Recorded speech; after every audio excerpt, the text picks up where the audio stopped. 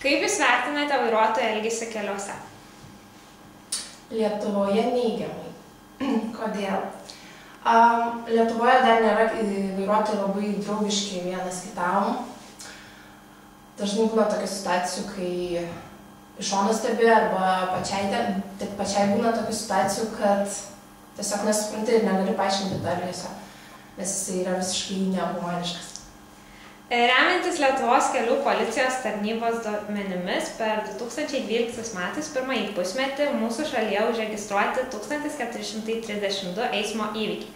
Kaip manote, kokia yra pagrindinė to priežastis?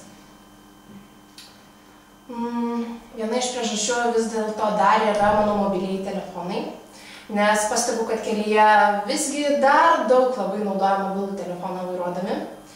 Kita priežastis, manau, neatsargumas ir neatidumas, nes dažnai eismo įvykiai atsitinka tiesiog dėl kvailų situacijų. Neapdairumo, nepastebėjau, nemačiau, iš kažkur išlindo. Aš galvoju, dar galbūt yra alkoholis.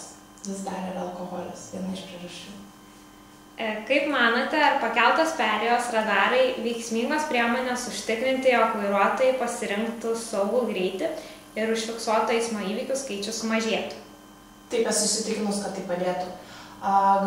Turiu pavyzdį, pavyzdžiui, Norvegijoje yra labai daug radarų ir palyginus kaip ir didelės baudos.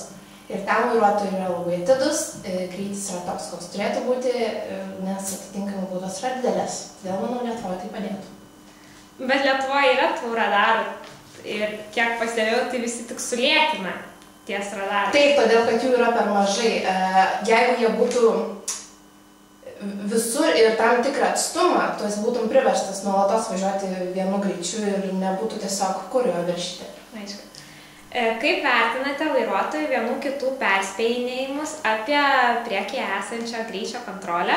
Ar tai netampa meškos paslauga, nes toks elgesys padeda išvengti baudos už greičio viršijimą, bet nepadeda išvengti eismo įvykio, kurio dažna pasekmė yra nesaugus greičio pasirinkimas?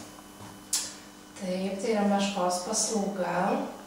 Tačiau kiekvienas turbūt pasakys, kad jie pasielgia gerai, kai man parodo, jog ten priekyje yra greičio matuoklis ar stovi policija. Vis tiek, manau, reikia laikytis eismo taisyklių, neviršyti greičio ir tiesiog nereikės tokių daryti paslaugų. Aišku, dėkui labai.